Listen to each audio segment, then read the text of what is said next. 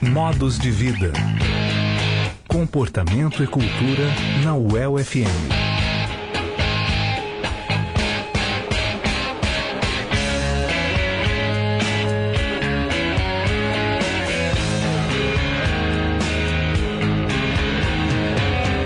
Boa tarde. Modos de Vida hoje traz dois assuntos. Um papo com a escritora catarinense Cléo Busato, que mora em Curitiba e teve duas de suas obras selecionadas para a Feira de Bolonha, na Itália. E o som de um quarteto de jazz que está surgindo em Londrina e faz sua estreia nesta quinta-feira. Um professor da UEL, mais 3 estudantes do curso de graduação em música da universidade estão ensaiando há mais de um ano e vão mostrar o resultado depois de amanhã. As obras O Florista e a Gata e Histórias de Quem Conta Histórias de Cléo Busato são 2 títulos selecionados pela Fundação Nacional do Livro Infantil e Juvenil para a Feira de Bolonha, que vai ser realizada na Itália de 28 a 31 deste mês. Cléo Busato já esteve em Londrina em 2005 para um encontro de contadores de histórias, do qual participou também o mineiro Roberto Carlos Ramos, que inspirou o filme O Contador de Histórias. Por telefone de Curitiba, Cléo Busato contou como se nutre das histórias e do afeto das pessoas para criar suas próprias narrativas e o que significa para ela ter 2 livros selecionados para uma feira internacional. Para mim representa muito, representa a minha obra indo para o mundo, né? A Feira de Bolonha, ela é uma das mais significativas, se não o mais significativo evento relacionado a negócios, né? Porque não é uma feira aberta a público, é uma feira de negócios, focada para o livro infantil e para o livro jovem. Ter o livro lá é uma vitrine para o mundo. Ele pode, né, interessar, e espero que ele interesse a muitas línguas, né? Que ele chegue a muitos povos. Acredito que como escritor, o artista, na verdade, o artista, ele procura ampliar, né, seu campo de ação. Eu, enquanto escritora, ou enquanto narradora oral, contadora de história, me interessa estar em lugares, nos mais remotos lugares desse mundo. Eu quero ampliar meu campo de ação e de olhar para o meu livro. Inclusive, isso já vem acontecendo. Um amigo meu foi fazer um projeto de formação por meio de uma ONG sobre leitura em Moçambique e levou alguns livros meus, levou O Florista e a Gata e levou Pai Querer, O Paraíso dos Caigangues. E ele me contou que lia, né? Moçambique, a gente tem, né, uma população falante de língua portuguesa, e ele lia Pai Querer lá. Então, assim, é incrível saber, né, que a sua obra, ela transcende, né, o seu limite, o seu território. Isso dá um caráter de cosmopolitismo, né, para o trabalho da gente. A gente sai, né, do nosso ninho, amplia esse horizonte todo. E você vai ter a chance de estar lá, Cléo? Geralmente os autores cujos títulos vão para essa feira, eles têm a chance de ir para essa feira, de conversar com editores? Olha, eu não vou, particularmente eu não vou. Até porque, como é uma feira de negócios, né, vai ter pessoas que vão estar me representando lá. Então, nessa eu não vou, não. Eu vou esperar uma próxima feira internacional, onde esteja o público. Aí a gente fala direto com o público, né? Porque a questão da venda é direto o editor, o departamento comercial das editoras que fazem isso. Não é o autor, né? A mim interessa falar com o meu leitor, com o meu público. E você estava me contando que é gostoso demais contar e também como você se reabastece de ouvir as histórias, né? Sim, sim. Eu acho que o grande ganho, né, um grande presente que o escritor recebe, que o artista recebe, quando ele começa a circular por aí afora, é que ele recebe muita história. Ele começa a ouvir também muita história. Eu, enquanto uma contadora de história, eu me nutro com aquilo que eu ouço. O contato com o meu leitor, com o meu ouvinte, ele me traz traz histórias também, as suas próprias histórias, as histórias da sua localidade, da sua comunidade, do seu povo. Isso enriquece muito.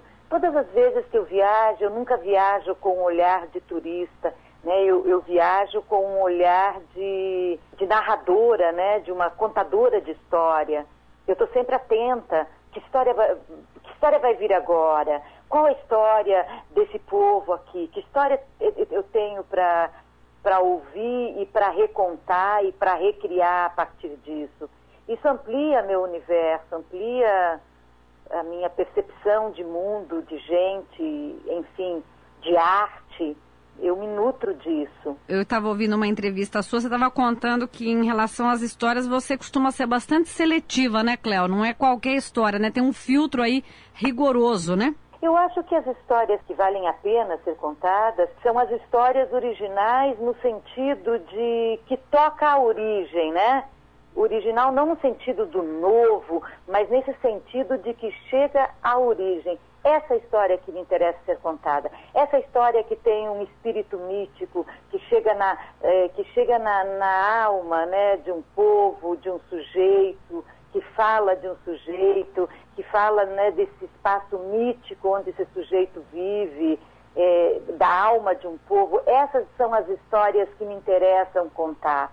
Mesmo aí a gente entra para um campo da literatura popular, da literatura tradicional, da literatura que é narrada pelo povo. Porém, existe uma literatura autoral que também é muito bacana. Eu não conto, tá? Quando eu vou narrar, eu opto pela narração oral. Agora, quando eu vou escrever, aí eu faço as minhas histórias. Aí é essa narrativa que sai, né, desse espaço coletivo que me nutre para eu criar a minha história. Então, a minha história, as minhas histórias, a minha literatura, ela sempre tem esse viés da narrativa popular. Ela tem um pé, eu estou sempre, sabe, buscando alguma coisa que eu ouvi, que me contaram e que acaba saindo, né, pela boca de algum personagem ou acaba dando a base para a construção desse personagem. Eu gosto muito, eu acho que gente traz história, né, gente cria história. As histórias estão com as pessoas, não dá para desvincular. É essa questão da memória, né? Memória enquanto esse espaço mítico e criador e mantenedor das histórias, né? E fomentador das histórias. Nós estamos conversando aqui pela UEL-FM com a escritora Cléo Busato, catarinense que mora em Curitiba. Teve 2 de suas obras selecionadas para a Feira do Livro Infantil de Bolonha, na Itália. A feira é no final deste mês. Ô Cléo, dentro dessa ideia da memória, né? Eu lembro de uma frase do Gabriel Garcia Marques, que ele diz que a vida de uma pessoa não é o que lhe aconteceu, mas é o que ela lembra e como ela lembra, né? Então, essa perspectiva da memória, da reminiscência, né? De que maneira essas lembranças, né, vão nutrindo você? As lembranças que você ouve das pessoas vão nutrindo você? Porque você estava fazendo a distinção entre contador e narradora, né, também? Uhum. Na verdade, assim, eu acho que contador e narrador, eles são similares, né? É o mesmo sujeito.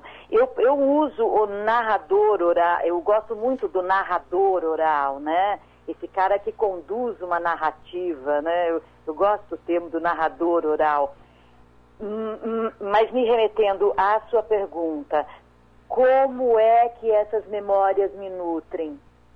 Melhor, como é que eu me aproprio dessa memória? A minha literatura, ela é toda permeada por essa memória. Não só a minha memória, mas essa memória de outros sujeitos. Se você pega a minha literatura, toda ela tem um pé dentro desse espaço da reminiscência, daquilo como você lembra que você viveu, né? Como você lê aquilo que você viveu. Como você ressignifica a sua própria história, todas. Meu primeiro livro que chama Seu Dorminhoco, que é da editora Scipione, trata da questão do sonho, o sonho de um menino.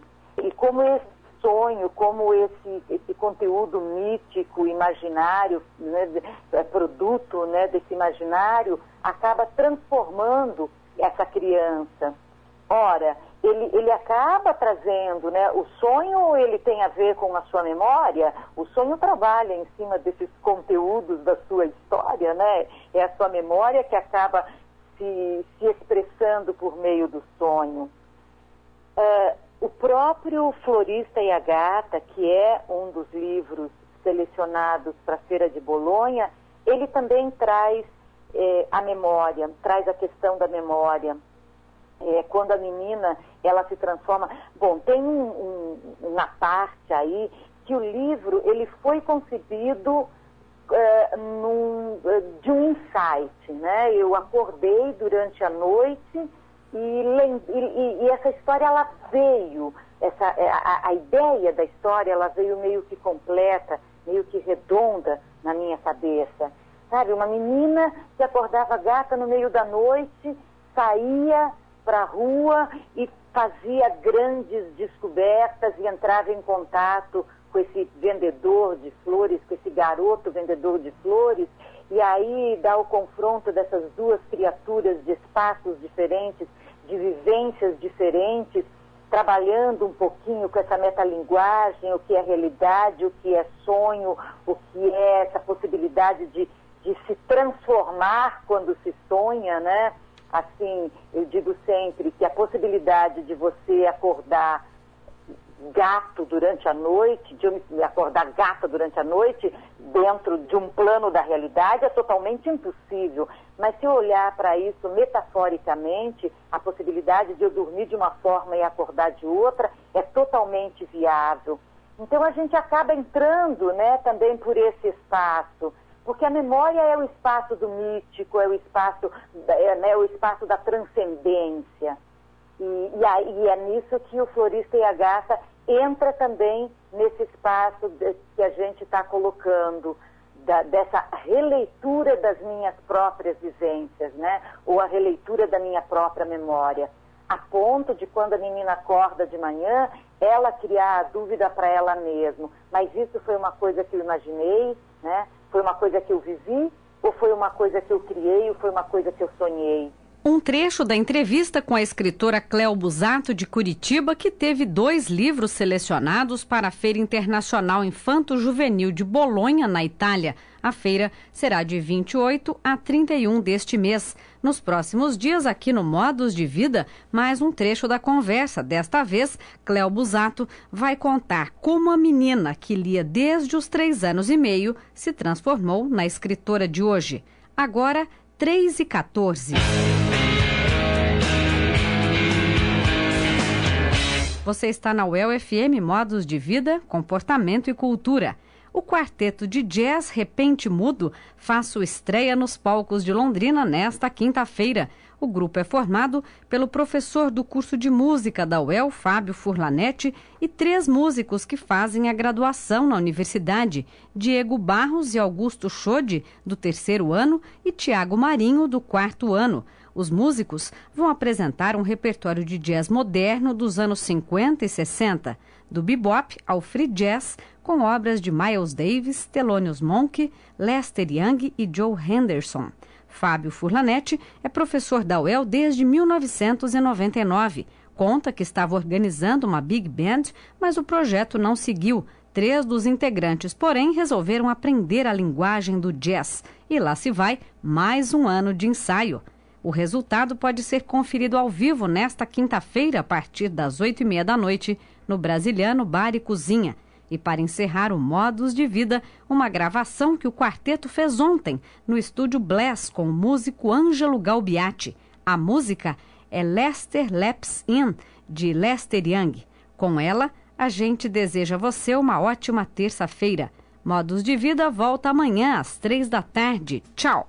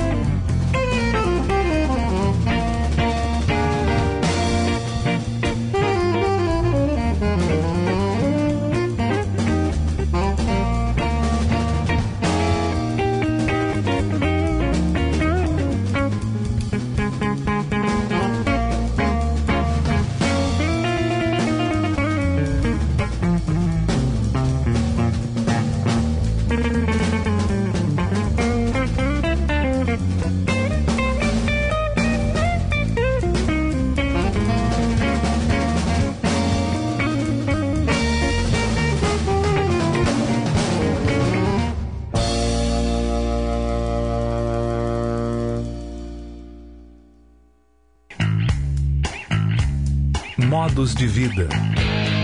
Comportamento e cultura na UEL FM.